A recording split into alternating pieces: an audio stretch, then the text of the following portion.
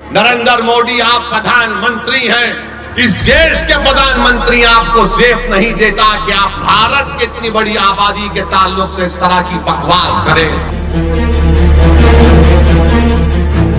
अरे आप देश के वजीर आजम हैं, आप किसी चौपाल के नेता नहीं हैं। और बोलते हैं कि हम बच्चे ज्यादा पैदा करते हैं। नरेंद्र मोदी के आपके 6 भाई नहीं हैं? अमित शाह की 6 बहनें नहीं हैं? अफसोस होता है नरेंद्र मोदी के तुम भारत के वजीर आजम हो। पहले जब उनकी सरकार थी उन्होंने कहा था कि देश की संपत्ति पर पहला अधिकार मुसलमानों का है। इसका मतलब ये संपत्ति इकट्ठी करके किसको बांटेंगे? जिनके ज्यादा बच्चे हैं उनको बांटेंगे, घुसपैठियों को बांटेंगे। क्या आपकी मेहनत की कमाई का पैसा घुसपैठियों को दिया जाएगा? आपको मंजूर है? ये कांग्रेस का मैनिफेस्टो कह रहा है कि वो माताओं बहनों का सोने का हिसाब करेंगे, उसकी जड़ती करेंगे, जानकारी लेंगे और फिर उस संपत्ति को बांट देंगे। और उनको बांटेंगे जिनको मनमोहन सिंह जी की सरकार ने कहा था कि संपत्ति पर पहला अधिकार मुसलमानों का है। भाइयों बहनों, ये अर्बन नक्सल की सोच, मेरी माताओं बहनों, ये आपका मंगलसूत्र भी बचने नहीं देंगे, यहां तक जाएंगे। मैं कहने आया हूं, ये पुकारती है, कोई पूछने वाला नहीं है। भारत के वजीर आजम 133 करोड़ जनता के वजीर आजम जो कहते हैं, झूठ कहते हैं सबका साथ सबका विकास, मगर कल का भाषण नरेंद्र मोदी का ऐसा नजर आ रहा था कि हिटलर बोल रहा है, भारत का वजीर आजम नहीं बोल रहा है। और आपको याद दिला रहा हूं, मैंने पार्लियामेंट में फरवरी में जो पार्लियामेंट का सेशन हुआ था, मेरी तकरीर को उठाकर देख लो। मैंने अपनी तकरीर में कहा था कि आज भारत का मुसलमान 1930 के यहूदियों की तरह जर्मनी में जो यहूदी थे अपने आप को समझता है। और यहूदियों में जब हिटलर ने यहूदियों को गैस के चेंबर में डालकर मार दिया, ऐसे ही नहीं डाला, पहले हिटलर ने तकरीर करना शुरू कर दिए यहूदियों के खिलाफ। यही तरह इस तरह तकरीर कर रहे नरेंद्र मोदी।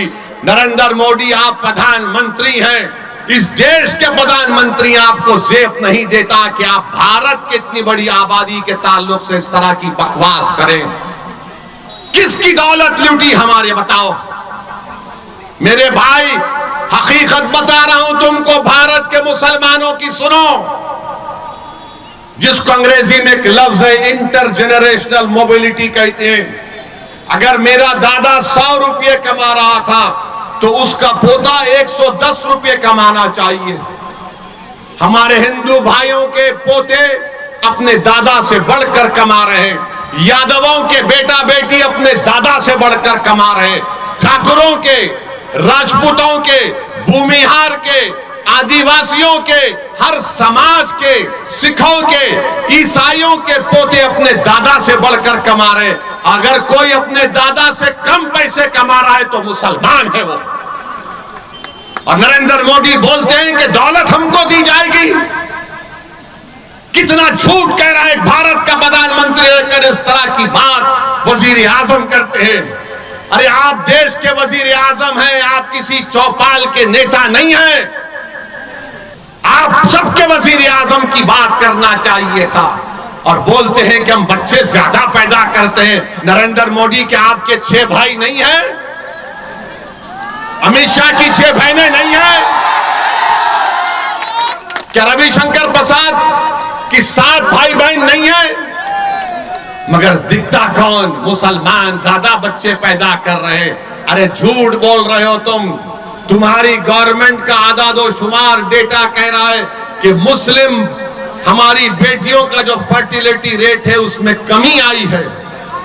मगर ये पुरानी आदत, ये बच्चे पैदा कर रहे हैं, ये बच्चे पैदा कर रहे हैं। नरेंद्र मोदी जी क्यों इतना झूठ बोलते? आदादोशुमार तो देख लो तुम्हारी।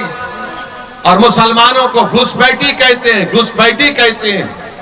पार्लियामेंट में 10 मरतबा 10 साल में सवालात पूछे गए, बताओ कितने घुसपैठी भारत में आए। मोदी की सरकार के पास कोई जवाब नहीं था, कोई जवाब नहीं है। 10 मरतबा पूछा गया और बोलते हैं घुसपैठी आए। अरे कहां से आ रहे घुसपैठी? अरे घुसपैठी आ रहे तो मोदी तुम क्या चाय पीकर सो रहे थे? रोकना था उनको। नरेंद्र मोदी जी सुनो, घुसपैठी कहां पर है मैं तुमको बताता हूं।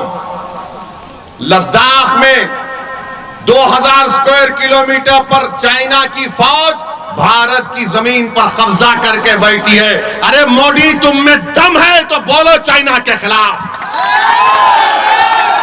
तुम कमजोरों को बदनाम करते हो, मुसलमानों को घुसपैठी कहते हो। अरे मोदी अगर ताकत है तो बोलो चीन कब्जा करके बैठा है। नहीं बोलेंगे चीन के खिलाफ, चाइना के खिलाफ बोलेंगे तो इनके पेट में दर्द शुरू हो जाएगा। मगर एक भारत का प्रधानमंत्री रहकर सबसे बड़ी अक़लियत को रुस्वा करने के लिए इस तरह का भाषण देते हैं।